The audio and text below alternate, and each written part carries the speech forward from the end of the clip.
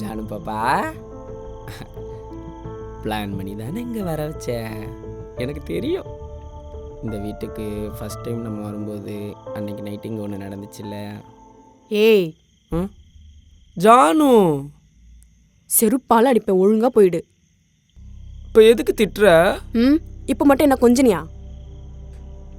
என்னை வாயை மூடிட்டு போன்னு சொல்லி திட்டினல்ல. ஆஃபீஸில் கூட தான் பண்ணுற ப்ராஜெக்ட் எதுவுமே சரியில்லை, மூடிட்டு போன்னு சொல்கிறானுங்க. மூஞ்சில் அடித்த மாதிரி திட்டினேன்.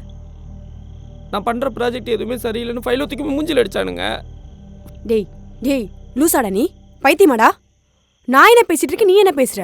ஜானு, இப்படி திட்டிக்கிட்டே இருந்தேன்னா மேகியோட மேலே இருந்து கீழே கூச்சிருவேன் ஜானு. அப்போ வச்சுட்டு போய் குதிச்சிரு. அப்போ வச்சுட்டு போய் குதிச்சிரு. வச்சுட்டு போய் குதிக்கவா?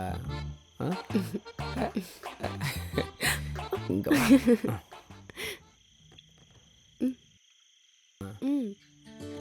இந்த லைஃப்பில் சண்டை வர்றதெல்லாம் ஒரு சகஜண்டி. அதெல்லாம் சீரியஸ் எடுத்துக்கூடாது. இப்போ உனக்கு ஒரு உதாரணம் சொல்லவா? நம்ம கல்யாணத்துக்கு ஒரு 1000 பேர் வந்திருப்பாங்க. அவங்க எல்லாரும் நீ இப்போ ஞாபகம் வச்சிருக்கியா? இல்லை. ஆனால் அன்னைக்கு ஏறின தாலியை நம்ம காலம் முழுக்க ஞாபகம் வச்சிருக்கோம்ல. அந்த மாதிரி தான் லைஃப்பில் எது தேவையோ அதை மட்டும் தான் எடுத்துக்கணும். தேவையில்லாததெல்லாம் அப்பைக்கப்போ அப்படியே விட்டுறணும். விட்டுட்டு என்ன வேலை ஆகணுமோ